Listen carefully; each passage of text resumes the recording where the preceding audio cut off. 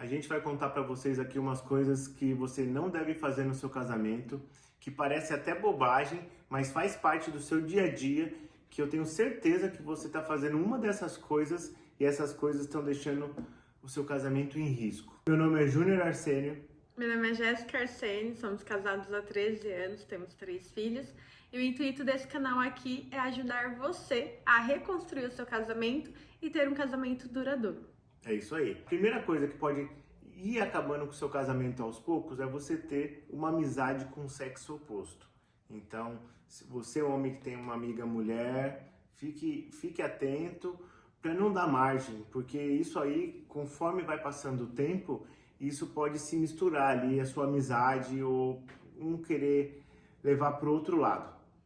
Por mais que pareça que não, a carne da gente é fraca. Então, não tem essa de, o que importa é respeitar, o que importa é confiar.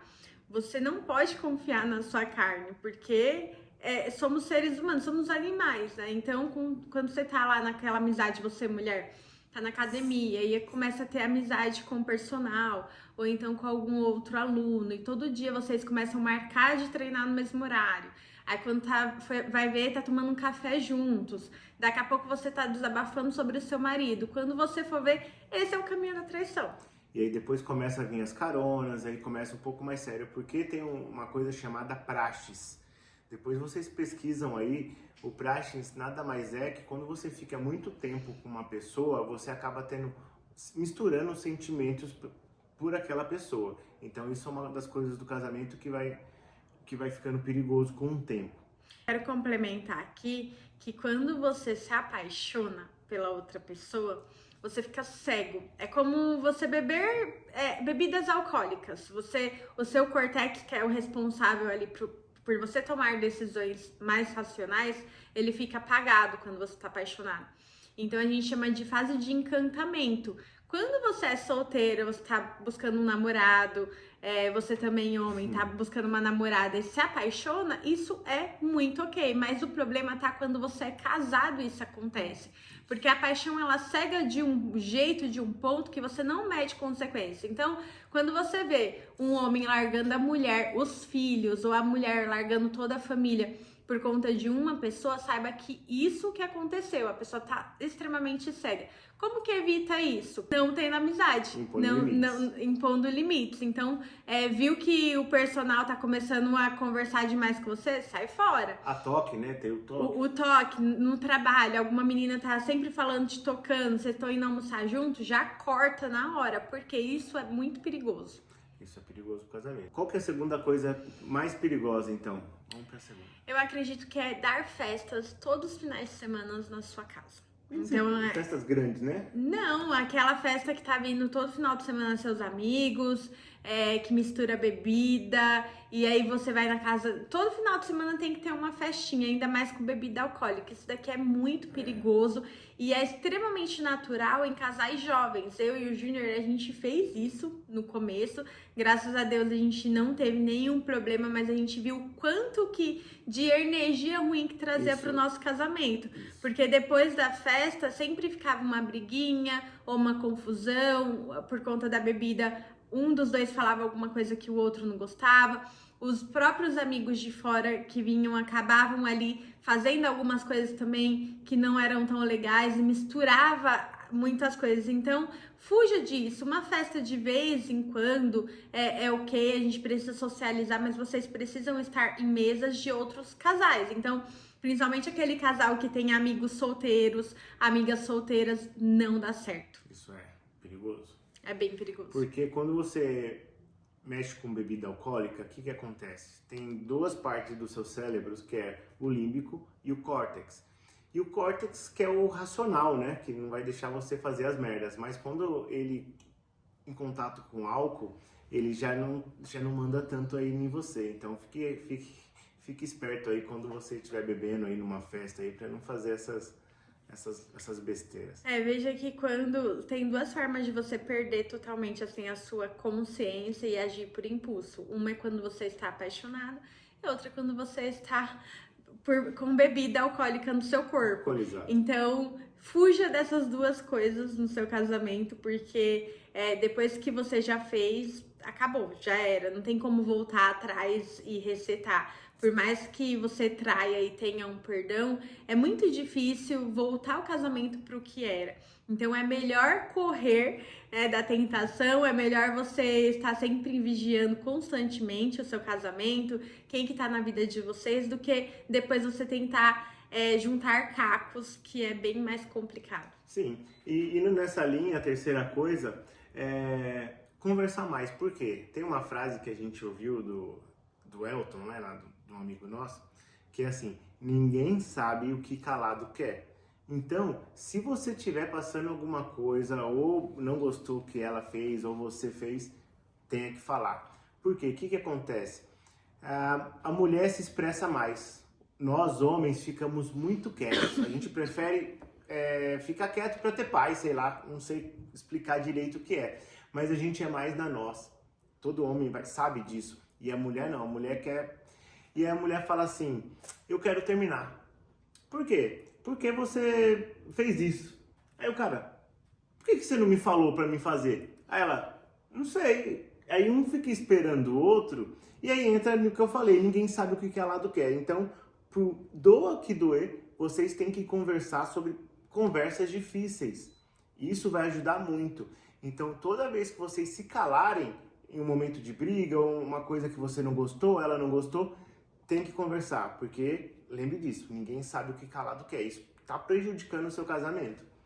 E o importante é falar que não é só em coisas grandes, muitas vezes coisas pequenas. Então, ninguém sabe o que calado quer, até mesmo naquela coisa que te incomoda em casa. Ai, tá fazendo isso daqui, poxa, acabei de limpar a casa toda outro dia, eu falei pro Júnior. A casa tava limpinha, você chegou com o seu tênis todo sujo da rua e sujou tudo. Então, assim, isso é ruim, porque eu sei que ele não vai limpar, a faxineira só vai vir daqui a alguns dias, vai sobrar pra mim. Então, eu cheguei nele e falei: você pode se atentar mais isso? Porque eu não quero que você faça, porque você já tá fazendo um monte de outras coisas, mas também me sobrecarrega. Então, se você puder evitar, e é uma coisa pequena, que às vezes se eu não falo, eu guardo pra mim, aí eu fico falando, pensando mal dele, né? Eu fico pensando mal dele, todo mundo, poxa lá, sujou todo o chão, aí eu vou lá e limpo. Aí daqui a pouco ele fez outra coisa, aí eu vou lá e coisa de novo, e não falo. Mas é isso, é onde você quer chegar. Por que você tá brava comigo? E ela não fala. Por que você tá brava comigo? Porque você entrou de tênis aqui. Porque você juntou. Então é só você falar por que eu entrei de tênis, que eu vou tentar ou limpar ou resolver, eu não fazer mais isso. Mas um detalhe. E às vezes, aí, pensa num pote. Então você tem um pote, aí você vai enchendo esse pote de coisas. E aí, de repente, o pote explode, você começa a ficar com raiva do seu marido, porque o inimigo também atenta nessa hora e começa a falar um monte de coisa na sua cabeça. E aí, de repente, você fala: ai, não amo mais, não quero mais. Mas não é porque você não soube falar das pequenas coisas. E você, marido, também saber acatar. Porque muitas vezes, ai, chata, né? Fica enchendo o saco, fica reclamando da toalha da cama todo dia e tal, tudo. Claro, tem coisas que o Júnior faz que eu nem me importo mais, sabe? Igual a toalha na cama, eu vou estender a dele e a minha. Mas o chão eu falei um pouco mais incisiva com ele, né? Então a toalha na cama, ok. Eu vou pegar a toalha, no máximo um minuto que eu vou gastar pra estender a minha dele. Nem isso. Mas o chão não. Então o chão eu já fui um pouco mais firme. Então ser maleável também. Você vai falar coisas que te incomodam e que tá te prejudicando no dia a dia e tenta ser mais relax também com outras coisas que você vê que dá pra levar. Vou dar uma dica extra, então, dessa linha que ninguém sabe o que calado quer, parte boa. Elogie sua esposa, mas não elogios vazios. Vê uma coisa que ela faz bem, uma coisa que seja genuína, íntegra, e comece a elogiar ela mais, porque ela acha, se você fala: nossa, você pensa em você, ela tá linda hoje. Fala pra ela. Porque essas coisas que a gente fica ocultando pra gente, coisas boas, pode passar batido. E da parte do homem, a gente falou da parte da mulher, né? Que ninguém sabe que lado quer mulher. E o homem, tem alguma coisa que você acha que o homem fica deixando, não fala? Dá um exemplo aí, claro. Eu acho que quando isso que você falou da reclamação, que as mulheres reclamam mais, isso vai minando também. Eu acho que você, mulher, pode não quebrar a egrégora, né? Não ficar reclamando aleatoriamente, porque senão vira um automático. A mulher já tá no automático brigar por causa do chão ou tal. Então, se policiar mais ali na hora de soltar uma frase mais negativa. E se vigiar, né, que fala. Acho que o jeito de falar, muitas vezes, as mulheres, elas falam do homem. Então, porque você é um relaxado, não guarda suas coisas. Não, ao invés disso, fala como você se sente. Então, poxa, eu tô cansada, eu também trabalho, eu também cuido da casa, eu também cuido dos filhos. Uma vez que você me ajude a colocar isso no lugar, eu fico menos cansada. Você tá me ajudando. Então, fala sobre você, o seu sentimento, ao invés de criticar ele, que ele vai escutar muito mais. Porque tem muitos comentários lá nas redes sociais assim: meu marido não escuta, meu marido não me dá gelo, meu marido sai e deixa eu falando. Mas muitas vezes é a forma como você tá falando. Você tá criticando, você tá apontando, julgando ele, ao invés de falar como você tá se sentindo. O que você tá sentindo? Eu quero me sentir mais amada, eu quero que você fale que me ame mais, eu quero sua atenção, eu quero que você sente numa tarde de domingo comigo para assistir um filme. Isso pra mim é amor, isso pra mim é estar com você. Não, porque você foi pro jogo, porque você não liga pra família e tal. Então, olha como muda a forma de falar. Ninguém sabe o que cada lado quer versus todos. É isso aí. E falando nesse negócio, vamos falar da quarta que já tá na pauta, que é o se cuidar. Se cuidar, muito importante. O Júnior, ele sempre falou assim pra mim. No começo eu achava isso um absurdo, mas depois eu vi que fazia total sentido, sabe? Não vou casar com a... Não vou continuar casado com você se você engordar. E eu falava assim, no começo eu falava, gente... Ele falava brincando, mas sabe aquela coisa? Toda brincadeira tem um fundo de verdade. Eu falava, nossa, né? Cara grosso. Será que se eu engordar de fato ele vai terminar comigo? Mas eu tenho comigo que a pessoa que ela se permite estar gordo e não cuidar daquilo, não ir atrás de cuidar do seu corpo, ela tá indo contra tantas coisas, assim, principalmente até saúde, egoísmo. Você tá sendo egoísta com seus filhos, com seu marido, porque você pode trazer uma doença. Você tá sendo egoísta com você mesmo, porque você não tá cuidando do seu templo, seu corpo, né? Que é o que é mais sagrado, é o seu corpo, é o que você vai levar até o resto da vida. Então, ninguém pode fazer isso por você. E o autocuidado dentro do relacionamento é um dos pilares muito importante, porque influencia sim no casamento. Então, assim, qual que é a esposa que não vai ficar mais feliz se ela estiver cuidada, se ela estiver magra? Mas seu marido não pode fazer isso por você. Ele não pode ir lá e fazer a caminhada, ele não pode cuidar do seu cabelo, ele não pode te passar uma maquiagem. Quem tem que fazer isso é você. A mesma coisa vale pro homem. Um homem que é relaxado, que anda de qualquer jeito, né? Só que quando a gente fala em casamento, esse cuidado em si é da mulher. Quando o Júnior coloca uma camiseta manchada, eu mando voltar na hora. Rasgada, jogo fora.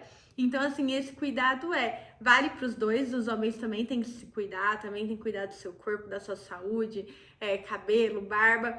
Mas a mulher, principalmente, num geral, filhos, marido e principalmente dela. Mesmo porque a autoestima se eleva quando você faz isso. Então, eu sempre falo pro Júnior, quando eu vou pra academia, quando eu consigo fazer o meu devocional, fazer minha meditação, ele mesmo fala que a minha energia fica totalmente diferente. As crianças em casa sentem, eu fico mais feliz. E isso transcende em todo o dia, assim, na nossa família e na nossa casa. Então, o autocuidado é muito importante. Eu sei que tem muita mulher que trabalha, mas não é desculpa. Pega o ônibus, desce 2 pontos antes, escuta uma música que te relaxe, que te motive no ônibus, tente ler um livro, então um audiobook. Isso tudo faz parte do autocuidado. Sim, e puxando o gancho já para quinta dica do autocuidado, quando você estiver nesse processo, o homem cuidando do seu corpo, da sua cabeça, com exercício, outras coisas, e a mulher também, não pode ter a comparação. O homem não comparar sua mulher com outra mulher, ou com um amigo, ou com ninguém. Isso não faz bem pro casamento, esse negócio da comparação. E você, mulher, não comparar seu marido com fulano ou ciclano, nem desses da televisão. Não é legal, porque o homem se sente mal e a mulher também odeia. Então, sempre quando for pegar um parâmetro, fala, ó, eu vi isso aqui, você tem que fazer isso. Não falar que você tem que ser igual fulano ou ciclano. Isso pega muito mal. Isso é um erro bem clássico, que muitas vezes fala assim, ai, como que eu vou tirar essa pessoa da zona de conforto? Como que eu vou falar pra minha mulher que ela precisa se arrumar mais, que ela precisa mudar? E aí você pega a pior forma possível, que é pegar aquela foto daquela menina que tá no Instagram, que Instagram, todo mundo sabe, só mostra, as pessoas só mostram ali o que é bom, a maioria, pelo menos é assim. E ali você vai esfregar na cara da sua mulher e falar, olha, você tem que faz isso daqui, faz essa academia, segue essa pessoa, é clássico, né? Segue essa pessoa aqui, tal. Não faça isso, porque você só vai afundar mais o seu parceiro, a autoestima. Então, ao invés disso, fala, amor, vamos fazer uma caminhada juntos? Amor, vamos fazer uma academia? Ah, eu vi um box ali, um crossfit, a gente não consegue fazer academia, vamos experimentar um mês de crossfit? Paga um salão, fala, olha, te dei um presente aqui, um dia de spa. Então ali ela vai se sentir mais bonita, depois que ela fazer aquilo, ela vai querer mais daquilo. Então tenta incentivar de outro modo. Como que as mulheres podem incentivar o homem que tá na zona de conforto? Vou falar aquele homem que ele só trabalha, chega em casa, come, vai pra televisão, ou então vai jogar, final de semana é jogo de futebol, e ela tá incomodada porque ele tá na zona de conforto. Como que a mulher pode tirar o homem disso? Ela vai pegar esse vídeo, vai lá no 3 e fala assim, ó, ninguém sabe o que calado quer. Fala, meu bem, eu quero você mais forte, eu quero você com mais disposição, eu tô percebendo que não tá te fazendo bem, isso, você tem que fazer alguma coisa. E manda ele andar, caminhar, jogar bola, qualquer coisa que ele goste. Mas ele pode vir na defensiva, ele pode vir com retroativo. Né? E você vai perguntando pra ele. Eu fiz uma coisa muito legal um tempo atrás, você vai lembrar disso, que eu queria que o Júnior mudasse em 3 pontos e eu não sabia como falar com ele. E eu peguei um papel e eu escrevi o marido que eu queria no futuro. Então eu coloquei esses 3 pontos nesse marido e eu sentei com ele e falei assim, olha, eu te amo, do jeito que você é, eu te amo, mas tem 3 pontos que eu gostaria que você melhorasse para que a gente crescesse juntos. Então eu falei, e eu também tenho alguns pontos para melhorar, eu sei, e eu quero que você também me fale. Por que fazer isso? Você vai oferecer para o outro uma melhoria, mas você também vai oferecer a oportunidade dele ver melhorias em você. Então eu pedi para o Júnior escrever coisas que ele queria que eu melhorasse e eu escrevi coisas que eu queria que ele melhorasse. E ali a gente estipulou um prazo e tudo, então foi uma conversa assim bem tranquila. Não dá pra fazer isso quando vocês estão brigando. Não dá pra fazer isso quando você estiver com raiva. Você tem que escolher um momento e falar assim, olha, a gente pode ter um momento de falar, pra gente falar do nosso relacionamento, do nosso casamento, meia hora por dia, ou então marca um jantar, um café, não sei. E aí você já vai com esse papel. Então você vai colocar aqui, ó, escreve aqui 3 coisas que você gostaria que eu melhorasse, pra nossa relação melhorar também. E você também vai pegar as 3 coisas suas. E ali vocês vão fazer essa troca e vão conversar sobre. Coloquem uma data. Porque se não tiver data, não vai acontecer, tá? Ah, chegou na data, não deu pra cumprir as 3 coisas, mas cumpriu uma? Beleza. Vamos ver o porquê que não deu pra fazer. Por que eu não consegui fazer aquilo? E ali vocês vão conversando. Isso daqui vai gerar uma conexão e uma intimidade tão grande com vocês, principalmente cumplicidade, porque muita gente acha que o casamento ele vai ser levado durante anos por conta da paixão, mas não é, a paixão acaba, é um hormônio que é liberado quando a gente se apaixona no início, que acaba. O que leva o casamento duradouro, igual eu e o Júnior, que temos 13 anos de casamento, é o casamento em tom de companheirismo, amizade, cumplicidade, reinventar coisas, estar junto, fazer planejamento junto, ter planos juntos. Então é isso que estrutura aí uma base para um casamento ele seguir durante muito tempo até que a morte nos separe. Não é a paixão. Então se você casou com essa ideia de que a minha paixão acabou, Você acha assim, você olha pra pessoa e fala, não olho pra ele como eu olhava antes. Não, porque um dos sintomas da paixão é cegar os defeitos. Então, quando você está apaixonado pelo outro, você não consegue ver defeitos naquela Não, pessoa. vocês conhecem alguém. E você não consegue ver defeito naquela pessoa. Você só vai começar a ver os defeitos quando você acordar dessa paixão. E aí, quando você acorda, vem o quê? A decisão de estar junto diariamente, construindo, de superar desafios, de melhorar como pessoa. Desenvolvimento pessoal é muito importante. Eu falo pro Júnior, outro dia mesmo a gente tava conversando, que olhar para nós dois no passado, eu com 20, ele com 24, Por aí. com 24, quando nós casamos, somos pessoas totalmente diferentes, mas porque a gente se permitiu estar em constante evolução. Então, o casal ele precisa evoluir juntos, porque se só um evoluir e o outro fica, também não vai dar certo. E se você se identificou com alguma dessas dicas que a gente deu, se você tiver alguma dica nova que você pode contribuir com a gente, escreve aqui embaixo. Se você puder aí curtir, compartilhar aí com algum casal que tá balançado aí, você vai dar uma força aí pro canal. É isso aí. Segue a gente para mais dicas, né? Ativa o sininho para receber notificações dos próximos vídeos e até logo. Tchau, tchau.